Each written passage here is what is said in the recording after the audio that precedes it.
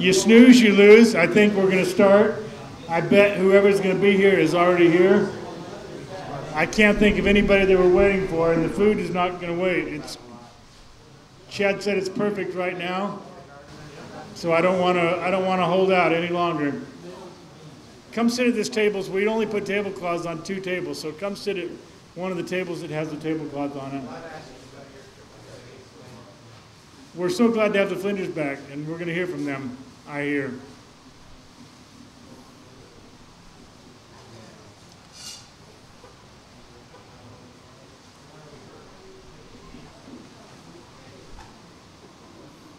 To start tonight's meeting out, we're all going to stand.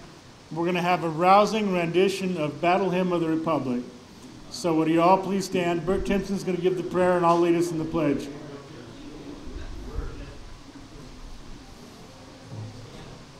I think we all know this one. My eyes have seen the glory of the coming of the Lord. He is trampling out the vintage where the grapes of wrath are stored. He has loosed his faithful mighty men, his terrible sword. His truth is marching on. Glory, glory, hallelujah. Glory, glory, hallelujah. Glory, glory, hallelujah. His truth is marching on. Please stay standing. I was thinking that we've all had a busy summer, and we've all been traveling all around. We've seen a lot of this beautiful country, and as we salute the flag, think of all the beautiful places that we've been this summer. Please join me in the Pledge of Allegiance.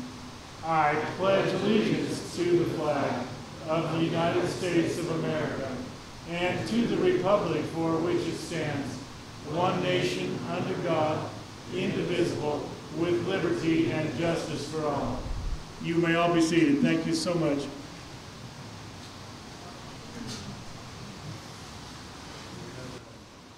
You know, as we were saluting the flag, I think there's a lot of people that don't ever have an opportunity to salute the flag anymore and to pledge allegiance to our beautiful country.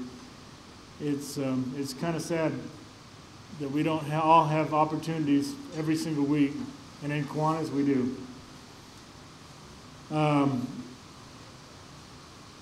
time for our milk can dinner has arrived. I'm going to let Mr. Chad Bunn, who is our Lieutenant Governor of our Kiwanis clubs here in Spanish Fork and in Utah County, he always likes to say a few words before we break this can open. And I'm going to let him speak now. Well, I just want to tell you about the can, a tradition my family's had for a number of years. My father actually taught me how to do this, and bless his heart, I've never screwed it up yet, so I hope tonight it's still as good. Let me tell you what's in it. It's kind of unique. There are potatoes, and it's unique how we put these in. I goofed today, and we did the can again. Steve helped me with it, and I want to thank him. You know, people I don't thank. You know, Gene and his wife come every week and do the tables, and you know, Gene keeps all the stuff every summer, and I didn't thank him last week, and I just want to personally let him know how much I appreciate him and the great mentor he has been to me over the years. But this can's kind of special. It's my dad's can. I ended up with it. He was so proud today. He brought it home. He spent $75 with the Cache Valley Dairy and bought a stainless steel milk can.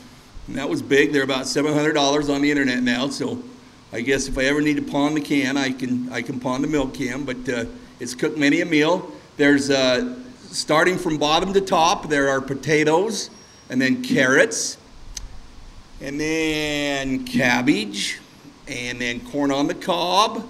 There are some onions, and some ham, and some Hillshire Farm sausage. And what did I miss? I think that's it. And so all we do is pour it out. We pour it out in these plastic tubs, and help yourself. There are rolls with butter. And over in these 2 coolers, I've been milking the soda that's left from, so I have another cooler full of soda tonight, and a cooler full of water. And then later on, Oh, we have fruit. Thank you. The good doctor and his wife have brought us some fruit from their garden. That's awesome.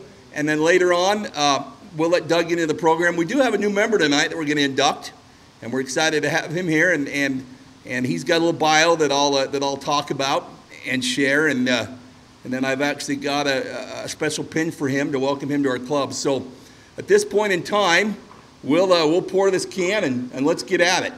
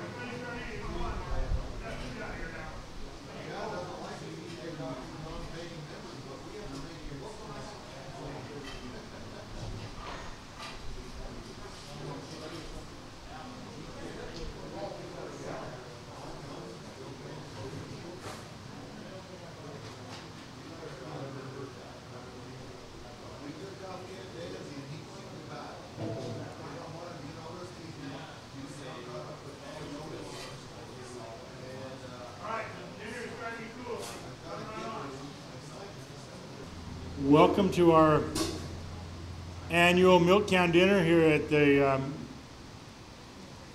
Canyon View Park in Spanish Fork.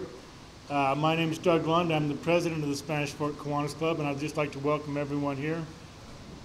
For those watching on television, we just enjoyed a beautiful meal made entirely inside of a milk can, and it was really wonderful. And as customary in our Spanish Fork Kiwanis Club, we will do an all together now. So I have to put down the microphone for the all together now. All together now.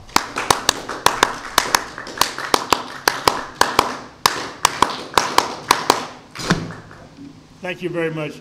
That all together now was meant for our illustrious Lieutenant Governor.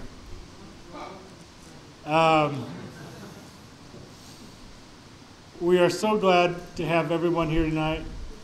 The weather is beautiful. Sometimes it gets a little blustery out here in the evenings in the summertime, but tonight's just about perfect. We really have a beautiful, beautiful weather here tonight.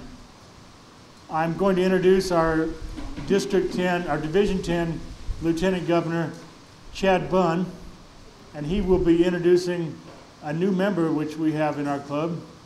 We're always glad to have new members to come and join us.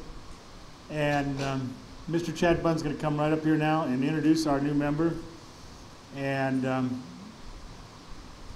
then I'll come back up here.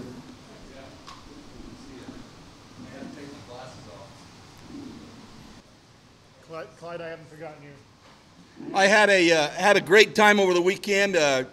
Attended the 96th annual Utah-Idaho Kiwanis District Convention held in Ogden. Been a district for 96 years in Utah and Idaho. And I tell you what, it's fun to get with those folks from Idaho. And North Ogden hosted us. They had a great dinner for us on Friday night. We went to a trout farm in North Ogden, and we had hamburgers and hot dogs and salads. Had a band that came and played, and we all left just before the rain came in Friday night, so none of us got wet. It was really fun. And they want you to know how much they appreciate you being members of Kiwanis with them. And I tell you what, you need to take the opportunity to go to district conventions because they are really fun, and it's fun to see other clubs and what they do. And we just have some great people in Kiwanis. We had a Kiwanis trustee that was there from New Jersey and learned a lot from him. Apparently for their fundraiser, they do a circus every year. And told him about our rodeo. His sweet wife from New Jersey had no idea what a rodeo was.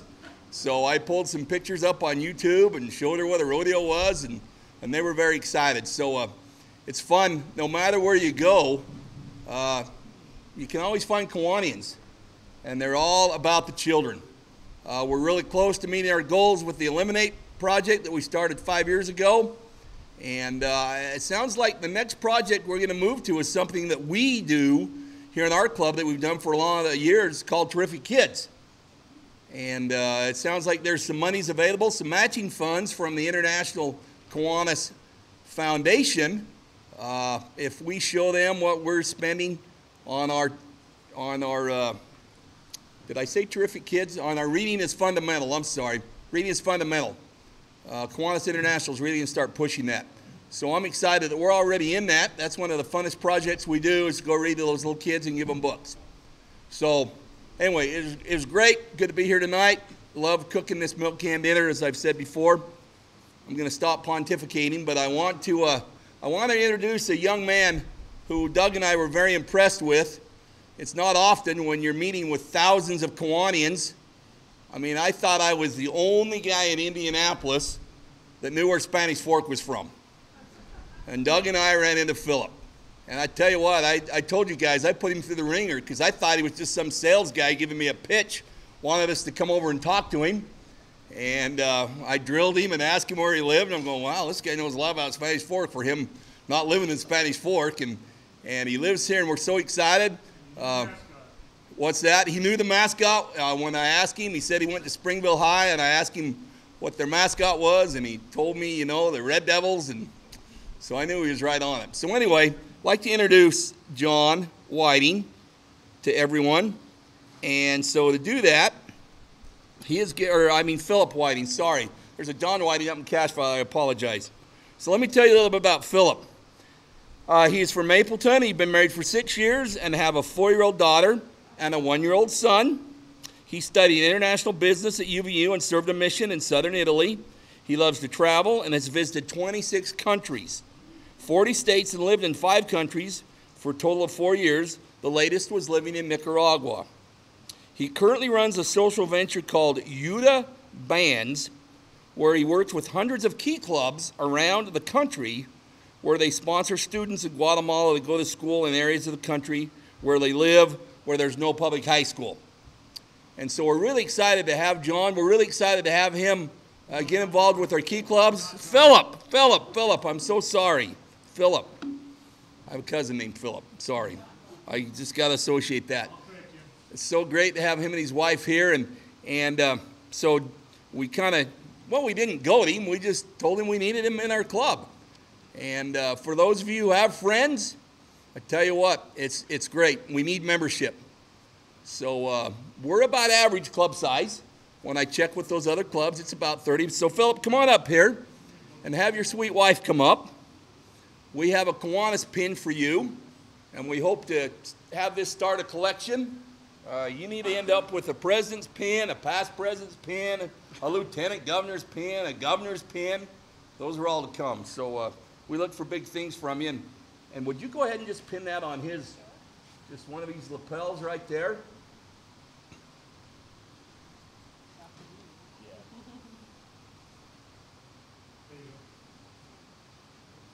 It's like Scouts all over again. That's like Scouts all over again. Awesome. Thanks. Well, welcome, Philip. Great to have you part of our club. Thanks a lot. I'm going to turn the time back to Doug, and Doug's going to introduce our I'm going to introduce Clyde. oh, we're going to turn the time to Clyde. Well, then there you go. Introduce Clyde. Thank you.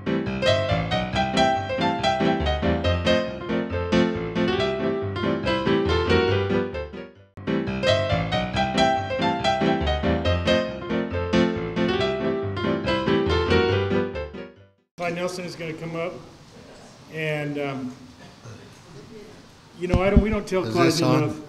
That's not a microphone. Oh, no. We don't tell Clyde enough how much we appreciate him being the secretary of our club. The secretary, Philip, always gets the biggest pin because they do the most work. No, not at all. I get correspondence from the district and from national, and from some of the members that some of you don't see. I wanted to point out I got an email from George Pace, his wife.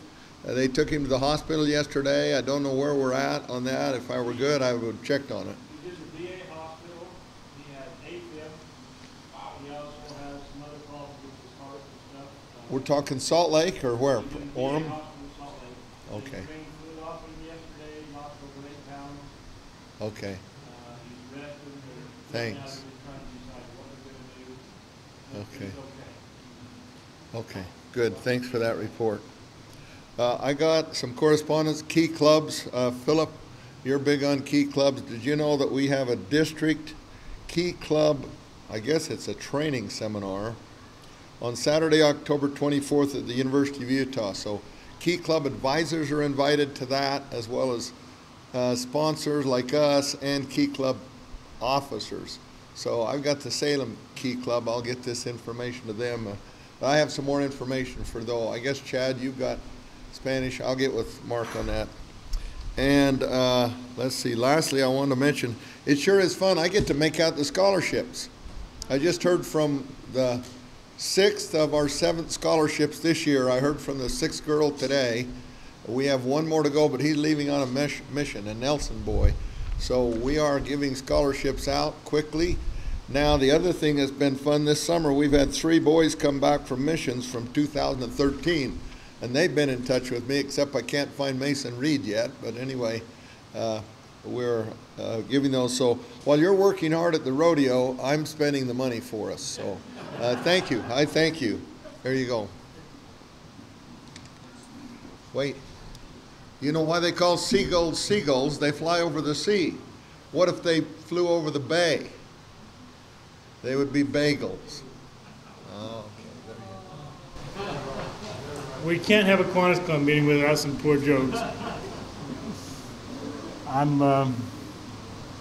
really grateful to Clyde and all that he does, even though he does give us some bad jokes. Tonight we're going to hear from Dr. Flinders. Dr. Flinders and his wife just got back from a mission. They've been part of our Kiwanis family for many years. We missed them dearly while they were gone. And tonight we just asked him to kind of stand up and just take a few minutes. We're not going to have a long dissertation according to what his wife told me. But come right on up. Yeah, we're really glad to have them back from their mission. And I'm sure they really had a wonderful mission. And he's here with us tonight to tell us a little bit about it, and then I'll come back at the end. Thank you, Doug. Well, it is nice to be home. About 2 years ago, we left and went on a mission to Argentina and had an excellent experience. We really enjoyed the people in Argentina. There were some great people and made some great friends, especially among the other senior missionaries that were there with us. I know that Bert and his wife served as senior missionaries, and perhaps some of the others of you did too. Being a senior missionary is a little different than being a young elder. The rules are a lot different. We were allowed to have television, and we were allowed to go to movies, and we were allowed to have internet. We even had a telephone so that we could call home anytime we wanted, and our kids could call us. So being away from home as a senior missionary, you still do get lots of contact with your family. It's not like the young men that are allowed to send an email once a week. One of the challenges for senior missionaries is generally they are there to support the young missionaries. And that was my role. Many of the senior missionaries have professional assignments, lawyers, auditors, and so forth. My assignment was an area medical advisor. We had 16 missions that we were responsible for in Argentina and Uruguay and Paraguay. So that was about 4,000 missionaries. My role was not to do exams or treat them for the problems that they had, but rather I was there as an advisor. I didn't have a license to practice medicine in Argentina.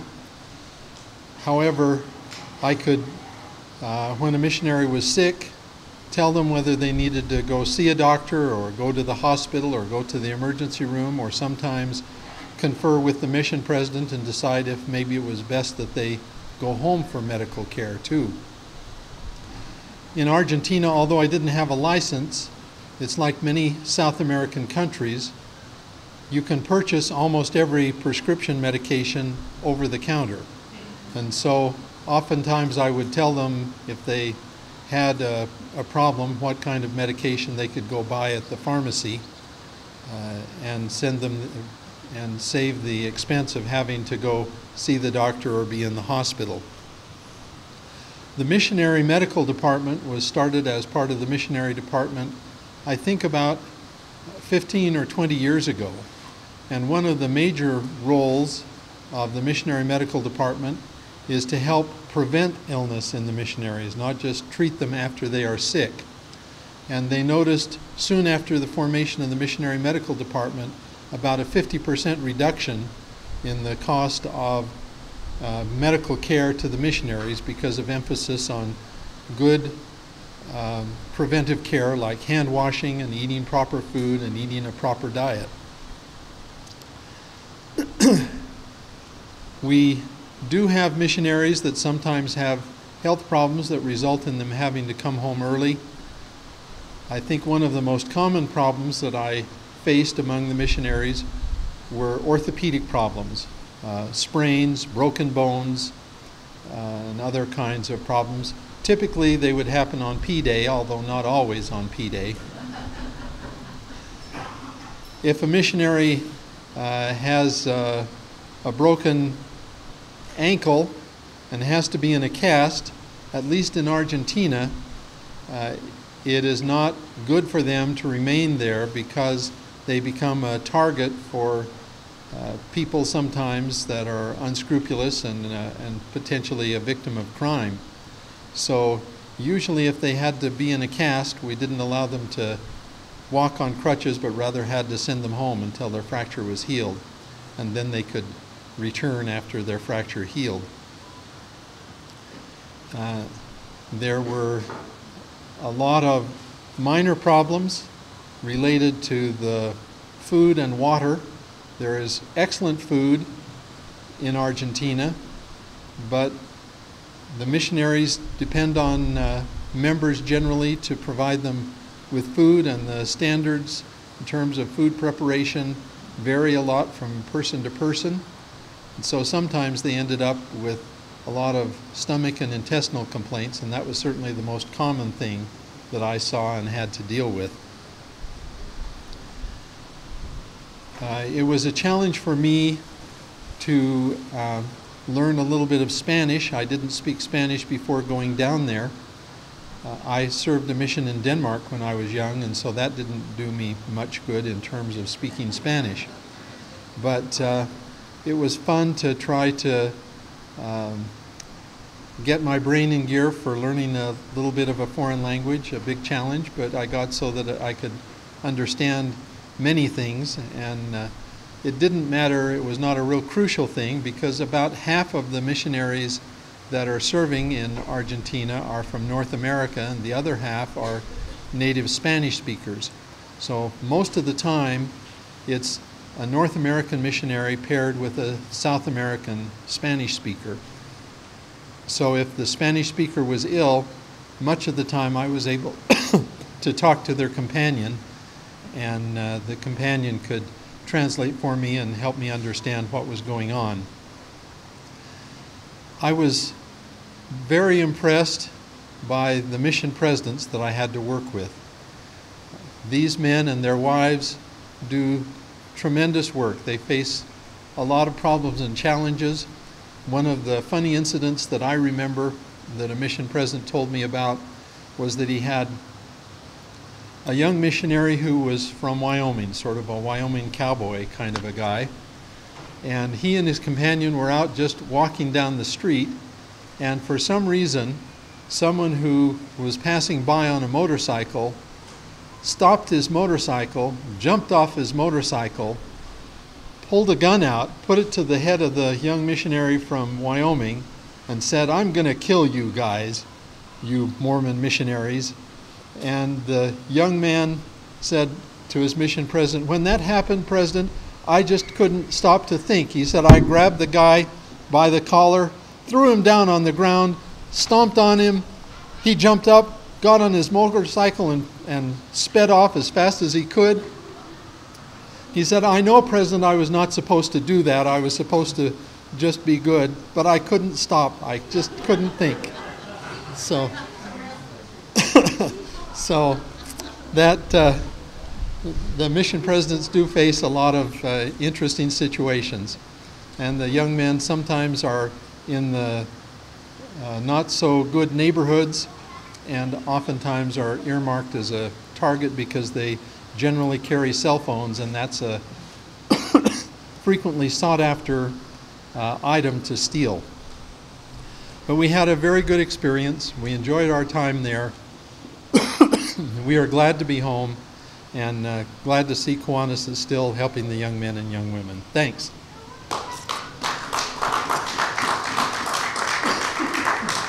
Yeah, thanks so much for taking your time to come up here and speak to us tonight. We really enjoy having you in our club, and I hope you're going to reapply for membership, or oh, good. So we already have them back. And Lynn's she's going to apply for membership too. No, the wives can be honorary members. Yeah, we're so glad to have you back, and our club has really missed you while you were gone. Did you see any Kiwanis in Argentina? He didn't see any. I bet there is some. Chad and I didn't see him at the International Convention, but I bet Argentina was there. Thank you so much for all coming tonight.